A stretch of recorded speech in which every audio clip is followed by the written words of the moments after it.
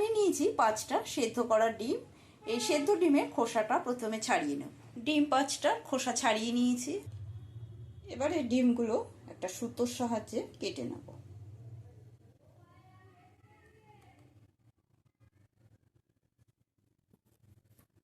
দেখো, সুতো দিয়ে যদি কেটে নাও তাহলে ডিমগুলো কি সুন্দর সমানভাবে কাটা হয়ে যায়।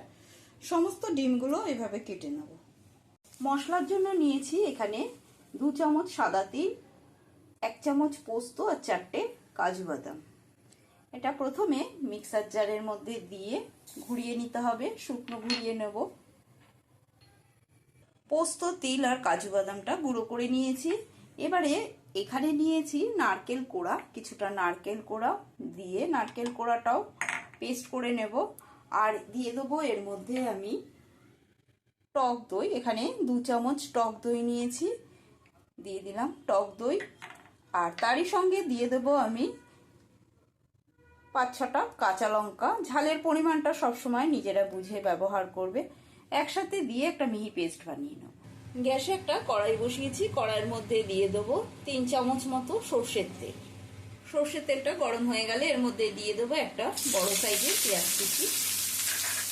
এই রান্নাটায় বেশি পেঁয়াজের দরকার হয় না, সেই জন্য আমি একটা পেঁয়াজই এর মধ্যে দিয়েছি। পেঁয়াজটা নরম হওয়ার জন্য দিয়ে দেবো এর মধ্যে লবণ দিয়ে পেঁয়াজটা ভেজে নেব। পেঁয়াজটা লাল করে ভেজে নেওয়া হয়ে গেছে। পেঁয়াজটা আবার তুলে নেব। পেঁয়াজটা তুলে নিয়ে ঠান্ডা করে পেঁয়াজেরও পেস্ট বানিয়ে নেব। পেঁয়াজটা তুলে নেওয়ার পরে অবশিষ্ট যে তেলটুকু রয়েছে সেই তেলের মধ্যে ডিমগুলো দিয়ে দেবো। দিলাম, এবারে এর উপর থেকে দিয়ে দিচ্ছি লবণ, ছিটিয়ে দিলাম আর ছিটিয়ে দেবো সামান্য হলুদ গুঁড়ো। এবারে ডিমটা ভেজে নেব। ডিমগুলো এপিট ওপিট করে ভেজে নিয়েছি, এবারে তুলে নিচ্ছি। ডিমগুলো তুলে নেওয়ার পরে ফোড়নে দিচ্ছি গোটা গরম মশলা আর 4-5টা গোলমরিচ। ফোড়নের থেকে সুন্দর গন্ধ বেরোলে দিয়ে দেবো এর মধ্যে পেস্ট করে নেওয়া মশলা।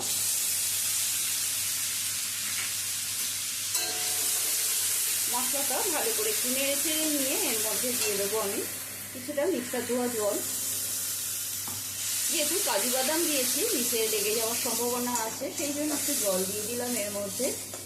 দিয়ে দেবো এবারে এর মধ্যে আমি স্বাদ অনুসারে লবণ।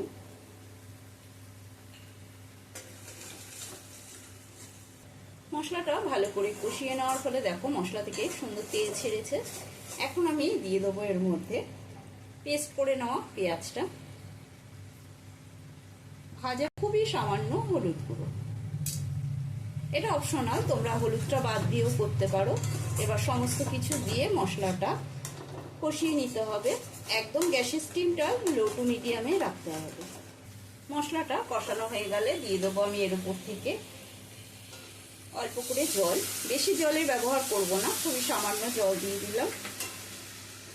জলটা দিয়ে ভালো করে একটু নেড়ে চেড়ে নেব। এবারে গ্রেভির মধ্যে দিয়ে দেবো এই ভেজে রাখা ডিমগুলো। গ্রেভিটা ফুটতে শুরু করলে ওপর থেকে তেল বেরিয়ে এসেছে দেখো। এখন দিয়ে দেবো আমি ভেজে রাখা ডিমগুলো। এটা দিয়ে দিলাম। বেশি নাড়াচাড়া করব না, নাড়াচাড়া করলে ডিমের কুসুমগুলো বেরিয়ে চলে আসবে। আর দিয়ে দিচ্ছি কয়েকটা পাকা লঙ্কা চেরা। এবারে ওপর থেকে দিয়ে দেবো কিছুটা ধনেপাতা কুচি। ধনেপাতা কুচি দিলে গন্ধটা আরো কি সুন্দর বেরোচ্ছে। আর দিয়ে দেবো এর উপর থেকে আমি 1 চামচ কাঁচা সর্ষের তেল। পোস্ত দিয়েছি যেহেতু, কাঁচা সর্ষের তেল না দিলে হয়, কাঁচা সর্ষের তেল দিয়ে দেখবে পোস্তর উপরে দারুণ স্বাদ হয়। এবারে কিছুক্ষণের জন্য ঢাকাটা বন্ধ করে স্ট্যান্ডিং টাইমে রেখে দিলাম আর গ্যাসটাও বন্ধ করে দিচ্ছি। আজকের মতো ডিমের রেসিপিটি কমপ্লিট। আশা করি রেসিপিটি তোমাদের প্রত্যেকেরই ভালো লেগেছে। ভালো লাগলে একটা লাইক দিয়ে দিতে ভুলো না, কমেন্ট করে জানাবে আর বেশি বেশি করে একটু শেয়ার করে দিও। বেশি বেশি শেয়ার করলে রান্নার উৎসাহ আমার কিন্তু আরও বেড়ে যাবে। তাহলে তোমাদের জন্য আরও নিত্য নতুন রেসিপি নিয়ে আমি হাজির হব। সাবস্ক্রাইব করতে ভুলো না কিন্তু বন্ধুরা, একটা সাবস্ক্রাইব করে দিও। আজকের মতন এই পর্যন্ত, আবারও নতুন কোনো রেসিপি নিয়ে হাজির হব। সকলেই সুস্থ থাকবে, ভালো থাকবে, ধন্যবাদ।